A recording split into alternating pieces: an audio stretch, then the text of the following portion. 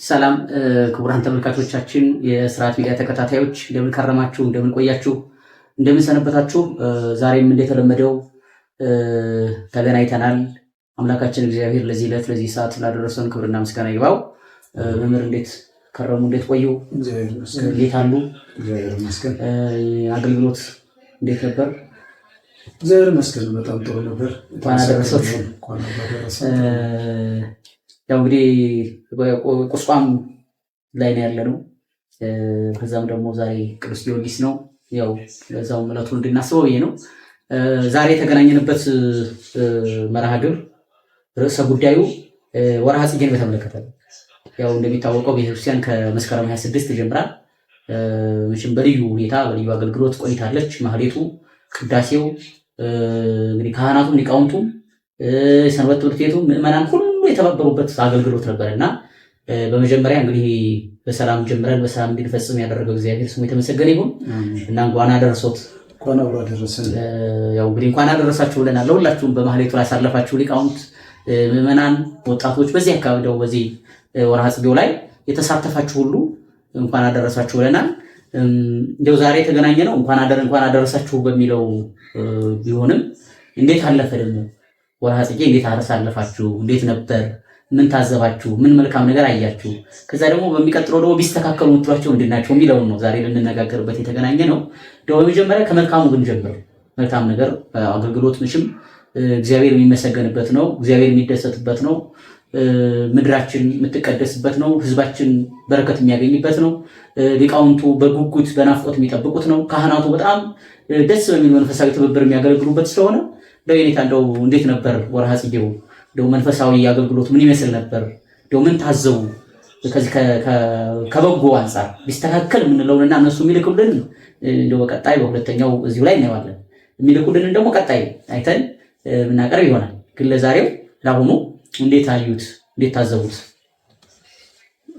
ካለት ያሰማልን በጣም ጥሩ መምህር እኔም እንኳን አደረሳችሁ ለማለት እወዳለሁ እንዴ እቺ የእመቤታችን ዓመታዊ በዓል ወደ ደብረ ቁስቋም የገባችበት በደብረ ቁስቋም ብዙ ገድለ ተአምራት የተደረገበት በዓል ነው ቁስቋምን ስናስብ ያን የጽጌን ማይለት አልፈን ደግሞ የመጨረሻውን ያየንበት ቀን ነው ይሄ ቀን በመጽሐፍ እንደተገለጠው ትልቅ በዓል ነው በእውነት ቅዱስ ያሬድም ገልጦታል ነግሮ ምን ተእዜኑ በእንተ ዝንቱ ምስጢር ብሏል እስመ ኀደረ ልዑል ውስተ ደብረ ቁስቋም ምስለ ማርያም ድንግል ጌታ በደብረ ቁስቋም ያደረበትን ምክንያት በማብራራት በምን አንደበቴ ነው የምችለው ብሎ ቅዱስ ያሬድ ተናግሯል መንክሮ መድመን ዘተገብረ በደብረ ቁስቋም ይላል በደብረ ቁስቋም የተደረጉ ብዙ ተአምራት አሉ በደብረ ቁስቋም መላእክት ተገኝተዋል በደብረ ቁስቋም እንግዲህ መላእክት ዘምረዋል አመስግነዋል ልክ በልደት ያመሰገኑትን ምስጋና ያህል ነው ጌታ ባለበት ምስጋናውን ከልደት ጋር ተመሳሳይ ምስጋና ነው ያመሰገኑት እንዘ ይብሉ ስብሐት በአርያም አማን ወበምድር ሰላም የሚል ዝማሬ ነው የነበረው የወምጻለሉ መላእክት ላይ ለማርያም ወላዲ ወልዳ ክርስቶስ በደብረ ቁስቋም ነው የሚለው ቅዱስ ያሬድና ትልቅ በዓል ነው ለዚህ በዓል እንግዲህ ስለደረስን እጅግ ያደረሰን አምላካችን እናመሰግነዋለን እንግዲህ በጽጌ የታለፈ የሚለውን ስናይ ያው በጎ ነገሩን ነው ሁሉ ጊዜ የምናየው እንግዲህ ከበጎ ነገሩ ትንሽ ደግሞ ወጣ ያሉ ነገሮች ቢኖሩም ከበጎ አንፃር ታስበው ግን በጎ ያልሆኑ ነው የምንላቸው ያለ እውቀት በስተት የሚደረጉ ስለዚህ ቀጣይ ከሚያመጡት ጉዳይ አንፃር ነው ቀጣይ ከሚያመጡት ጉዳይ አንፃር ግን እያደጉ ካሆሙ ካልታረሙ ወዴት አቅጣጫ ይሄዳሉ የሚለውን ስናይ ነው እና ልክ አይደለም የምንላቸው ነገር ሊኖሩ የሚችሉት እንግዲህ ጽጌን በአጠቃላይ እንግዲህ የጽጌ በዓል ሲመጣ አስቀድሞ ከመስከረም ጀምሮ የሊቃውንቱ ህሊና በውስጥ የሚያወጣው የሚያወርደው ጽጌ ሁልጊዜ ጽጌ ስትመጣ በቃ የብዙ ሰው ህሊና በጣም ይደሰታል በነገራችን ላይ ቤተክርስቲያን አንዱ ሲያልፍ አንዱ የሚተካ ነገር አላት ሁልጊዜ በቃ ህሊና የሚያስበው ሁልጊዜ ትዝ የሚለው አሁን እንግዲህ ዛሬ ደግሞ ጽጌ አለፈች ከዛ ደግሞ ማን ይመጣል ነገ ስብከት ይመጣል በቃ ስቡ ተብሎ የሚቆምበት ስለ ስብከት ብርሃን ይመጣል ኖላው ይመጣል ከዛ ልደት ይመጣል ልደት ደግሞ አለፈ ስንል ማን እናፍቃለን ጥምቀትና እናፍቃለን ከዛ ደግሞ የአብይ ጾም አገልግሎት ነው በሊቃውንቱ ዘንድ በጣም ልዩ እንዲህ እያለ አመቱን ሙሉ በቃ ምንም በቃ ጥሩ በሆነ ደስ በሚል ሁልጊዜ አንዱ አልቆ አንዱ ሲመጣ እየተተካ የህሊና ደስታ የሚሆን አገልግሎት ነው ቤተክርስቲያናችን ነው። ሊቃውንቱ በተለይ በጣም ነው የሚናፍቁት። ምክንያቱም እንግዲህ ወረቡ ማይሌቱ በቃ ያለው የህዝቡ ተሳትፎ በጽጌ የሚደረጉት በቃ የማይሌት አገልግሎት ስርዓቶች እነዚህ በጣም የሚናፍቁ በቃ ማይሌት እንኳን የማያውቅ ሰው ጽጌን በጣም ነው የሚናፍቃት። በቃ ማይሌትን ጽጌ መጣች ነው የሚለው። በቃ ደስ ይላል እንትምና በጣም ደስ የሚል አገልግሎት ነው ያለፈው። እንግዲህ ያው ደስ የሚል አገልግሎት ስንል የመጀመሪያው እንግዲህ ለጽጌ አገልግሎት የሊቃውንት መኖር ነው ያስደስተን። እንደው ምናልባት ሊቃውንት የሌሉባቸው አድባራት ይኖራሉ በገጠሩ። ያው በጽጌ ያልተቆሙ አድባራትም ይኖራሉ። ያው ሙሉ እንግዲህ የኢትዮጵያ ኦርቶዶክስ ተዋሕዶ ቤተክርስቲያን ባለችበት ሁሉ ጽጌ ተቆሞ አልፏል ማለት አይቻልም። በብዙ በረሃ ተዘግቶ ያለፉ አብያተ ክርስቲያናትም ይኖራሉ። ከዚህ ካለው ከጊዜው ተጽዕኖ አንጻር የተዘጉ አብያተ ክርስቲያናት እንዳሉ እያየን ነው። እነሱ ሳይቆሙ ማደራቸው እንትን ቢለንም ግን ደግሞ እኛ ባየንበት ባገለገልንበት ቦታ ያሉ የሊቃውንት ብዛት፣ የሊቃውንቱ የአገልግሎት ትጋት፣ የሊቃውንቱ የአገልግሎት ፍቅር እጅግ ደስ የሚያሰኝ ነበር። ብዙ ሊቃውንት ብዙ አባቶቻችን አረጋውያን ሽማግሌዎች ወገባቸው ጎብጦ መቆም እያቃታቸው እንኳን በቃ ጽጌን አንቀርም ብለው ሄደው ተጎንብሰው ሄደው እዛ እንኳ ቁጭ አንልም፣ ይሄ የእመቤታችን የስደት በዓሏ ነው፣ የእመቤታችን ስደቷን የጌታችን ስደቱን የምናስብበት ነው ብለው ከቆሙ ሳያርፉ ከዘረጉ ሳያጥፉ ማይሌተ ጽጌ 1 ሰዓት ተኩል ይደወላል። ከዛ ጀምሮ ቅዳሴ እስኪወጣ ድረስ ቀጥ ብለው የሚያድሩ አባቶቻችን ያሉበት የማይሌተ ጽጌ በጣም የሚገርም ነው። አብይ ጾም ማይሌተ ጽጌን የመሳሰሉ ትላልቅ ሊቃውንት በልዩ መልኩ ሁልጊዜ የእግዚአብሔር ምስጋና ትልቅ አለው ማለት አይደለም፣ ግን እንዲሁ ደግሞ ቃለ እግዚአብሔር ብዛቱ የቃለ እግዚአብሔር ብዛት የአገልግሎቱ ብዛት የጽጌ አገልግሎት ሊቃውንት የሚፈልግ ነው። ብዙ መምህራንን የሚፈልግ ነው። የአብይ ጾም አገልግሎት እንዲሁ ብዙ የተማሩ ሊቃውንት የሚያሳትፍ የሚፈለግበት ከሚፈጸመው ስርዓት አንጻር ትላልቅ አባቶች ሕጉን ባህሉን አሁን ይህ ጽጌ ማይሌት እኮ የጀመሩት የቀደሙ አባቶቻችን እና አባ ጽጌ ድንግል ናቸው። ማይሌት መቆም የጀመሩት እና አባ ገብረ ማርያም የሚባሉ ሊቃውንት ናቸው። እመቤታችንን ሲያስቡ ከፍቅሯ ጽናት የተነሳ ሌላ ማድረግ እንኳን ባንችል ጽጌን ማይሌት እየቆምን እናስበው ስደቷን ብለው መቼም መሰደድ ባንችል ማለት እንደሷ አገር ጥለን እሷ በሄደችበት መንከራተት መራብ መጠማት እንኳን የሚችል አቅም ባይኖረንም በዛን ጊዜ ባንኖርም ቢያንስ እንኳን ማይሌት እየቆምን እመቤታችንን እናስባታለን። ከዛ ደግሞ ሲቆሙ አዲስ ድርሰት ከስደቷ ጋር የተያያዘ ስደት ነው የደረሱላት እና በጣም የሚገርም ነው። ማይሌት ጽጌ በጣም ሲያብራሩት በጊዜዋ ምነው በኖርን አብረንሽ አብረን በተሰደርን አብረን በተጠማን እንደ ዮሴፍ ስንቅ ተሸክመን አብረንሽ በተጓዝን እንደ ሰሎሜ ልጅችን በማገዝ አንቺ ጋር በነበርን ስትጠሚ ያን ጊዜ ባየንሽ ውሃ የሚሰጥሽ አጥተሽ ስትንከራተች እኛም አብረን በተንከራተትን። በጣም ይሄ ማይሌተ ጽጌው ሰቆቃወ ድንግል ሆነ ለማናገር ብዙዎቹ አባቶቻችን እያለቀሱ ጭምር የሚቆሙበት ነው። በተለይ ማይሌተ ጽጌ ብዙ ታሪክ ያለበት ብሉይ ከሐዲስ የሚተረጉምበት ነው። ለዛ ነው ሊቃውንቱ የሚናፍቁት። ሊቃውንቱ እና አባ ጽጌ ድንግል ብሉይን ከሐዲስ ጽጌ ብለው እመቤታችንን፣ ፍሬ ብለው ጌታችንን፣ እንደገና ፍሬ ብለው ጽጌ ብለው ጌታችንን፣ ፍሬ ብለው ያለውን የጌታችን ተግባራት በማይሌተ ጽጌ የተረጎሙበት ሊቃውንቱ በጣም የመጻሕፍት መምህራን የሆኑ ውስጣቸውን ቀጥ ብሎ ማይሌተ ጽጌ ሊቃውንቱ ሲያዜሙ እነሱ ደግሞ በውስጣቸው እየፈተፈቱ እያብራሩ እየተገረሙ እየተደነቁ የሚያድሩበት ድርሰት ነው ማይሌተ ጽጌ። ያ ሁሉ ነው የሚናፍቀው። ያ ሁሉ ነው ሊቃውንትን የማያደግማቸው እሱ ቁጭ እንዲሉ የማያደርጋቸው እሱ ቁመው በቃ ከምስጢሩ ጋር ናቸው። በቃ በጣም ነው የሚገርመው።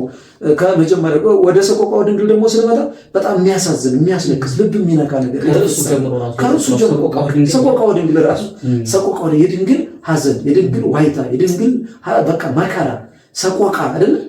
ከለቅሶ ራሱ ከለቅሶ የተለየ ነው። ሰቆቃ የተለየ ነው እንዴ! እንደ ሰቆቃ እኮ ከለቅሶ አልፎ እንባ አልቆ እዥ አልቆ ደም የሚለቀስበት ነው ሰቆቃ የሚባለው። በጣም ሰው ሲከፋው አሁን ሰቆቃ ነው። እንባማ የተለመደ በልዩ ልዩ ምክንያት የሚወጣ ነው። ደስታም እንባ ያስወጣ ነው።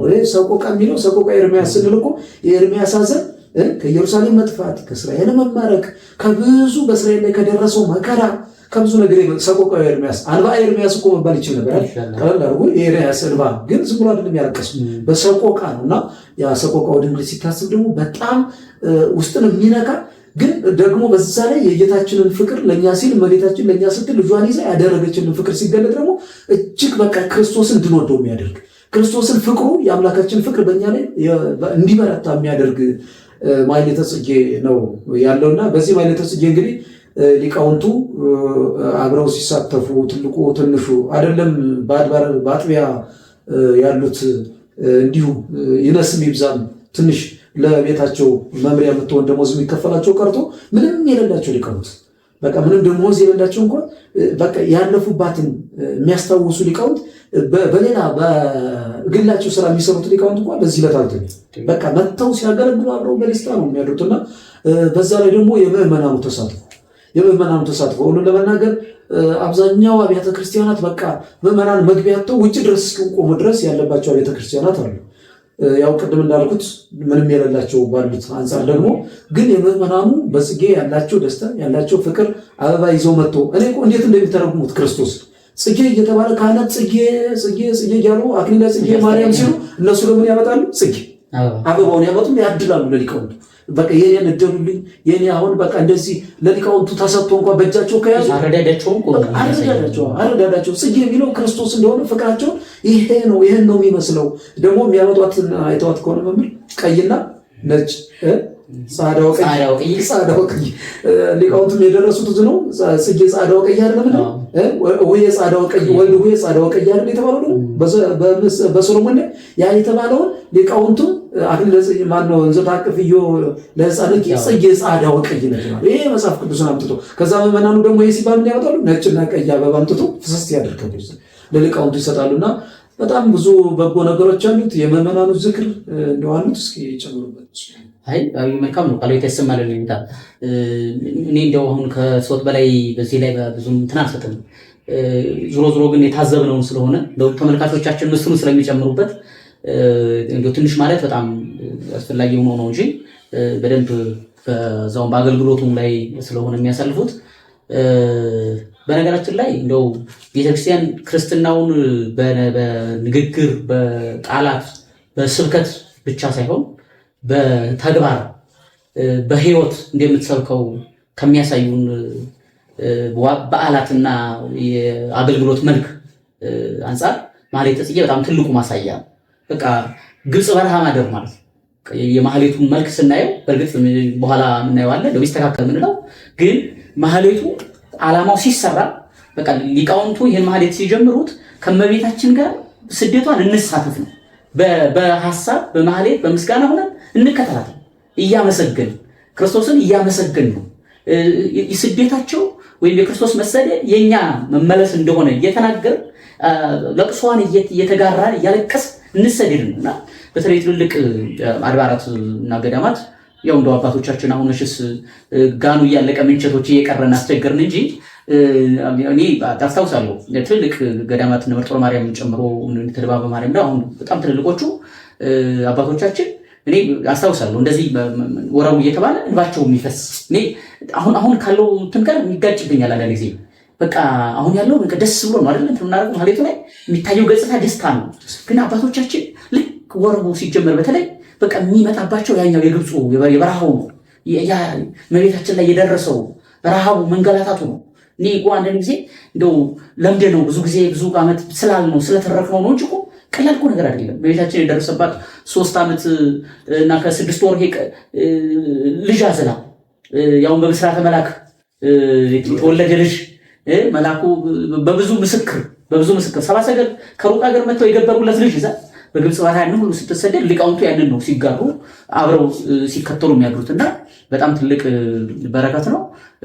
ትውፊቱ በቤተክርስቲያናችን እንደው በነገራችን ላይ ማህሌተ ጽጌ ቅድም እንዳሉት ብሉይ ኪዳን አዲስ ኪዳን እንደገና ደግሞ ትውፊትም አለ ውስጡ አንዳንድ ቃላት አሁን ትውፊቱም ይጨምራል። ይሄ ሽግግሮች በቃል የተገኘውን ጨምሮ በጣም በትውፊት ጭምር ያለ ነው። በጣም ልዩ ነው ማህሌተ ጽጌ እንደው እውነት በጣም ጥልቅ ምስጢር ያለው በጣም ረቂቅ ማብራሪያዎች አሉት።